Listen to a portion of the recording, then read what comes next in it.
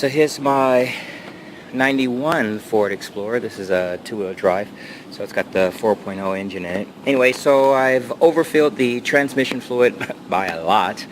Don't know exactly how I did it. As far as when I checked it, it looked like it was low, and I topped it off to what was just right, and a couple of days later it looked like it was overflowing, and it stayed that way. So I'm gonna drain off some of that fluid, and this is one way to do it, with a couple of options on how to do it in this way. So the way that I'm going to do it, basically, this is the automatic. So from your transmission, you've got lines going to a cooler that's part of your radiator. And then mine as well has an external cooler, which is just in front of the radiator. Right there, it's an external cooler.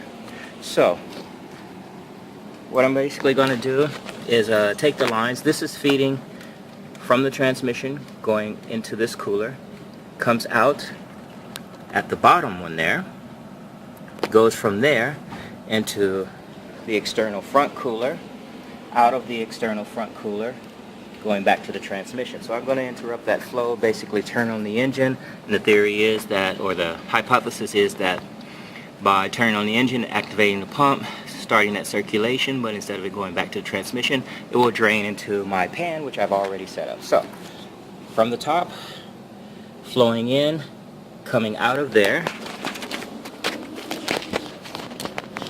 You don't need a jack or anything like that to get to this hose. Underneath you got these two.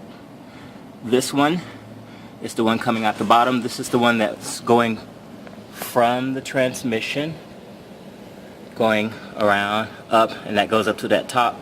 Then that bottom one comes out, comes here, going to my external cooler, which apparently would mean that this one is coming out of the external cooler and would normally go to the transmission. So I'm basically going to interrupt that flow.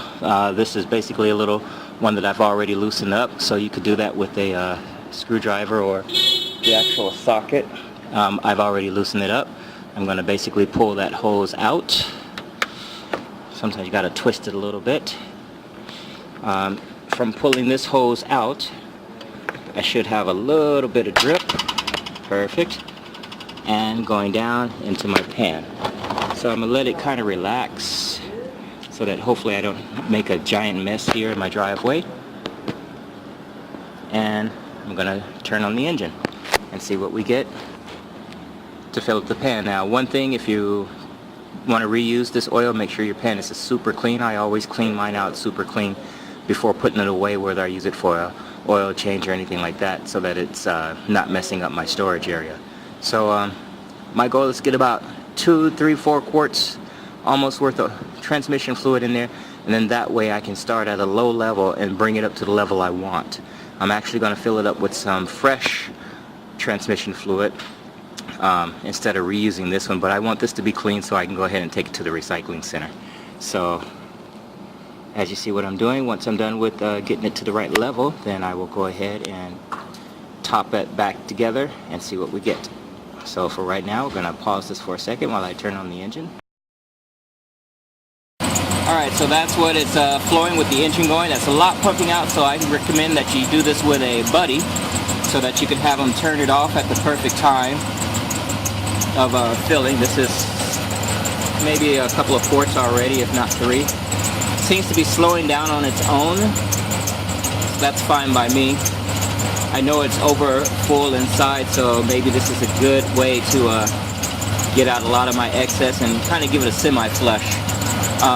Other people have thought about using the simple technique of loosening some of the bolts on the transmission pan. That sounds cool, but I don't like that idea, because to me that should be a nice sealed transmission, and I don't want it leaking later if I don't seal that up properly just by breaking the seal to drain out some oil, you know.